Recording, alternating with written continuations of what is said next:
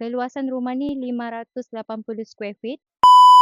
Progres terkini untuk rumah ni, kerja-kerja mengecat rumah. So untuk bahagian hadapan, pertama sekali kita akan berjumpa dengan beranda hadapan lah. Ni beranda hadapan rumah ni.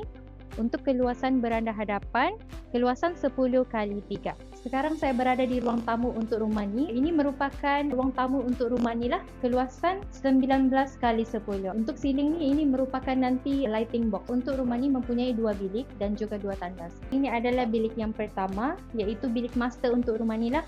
Keluasan bilik yang pertama ini iaitu keluasan 14 kali 10. Bilik pertama ni mempunyai 1 tandas. Keluasan untuk tandas bilik pertama ni 6 kali 4 lah, dalam pembinaan pasang tiles lah nanti.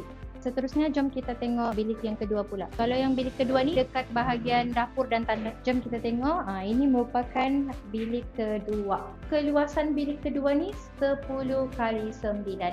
Untuk keluasan tandas yang kedua ni sama juga dengan keluasan tandas bilik pertama. Keluasan tandas kedua 6 kali 4.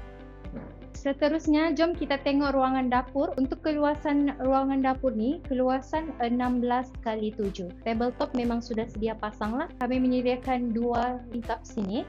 Satu tingkap bahagian sinki, satu tingkap untuk bahagian dapur masak. Dan tuan puan boleh nampak, di sini nanti kami akan menyediakan kipas 1 unit, lampu LED serta exhaust fan.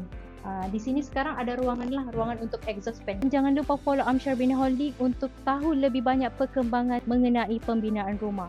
Dijamin berkualiti dan berbaloi.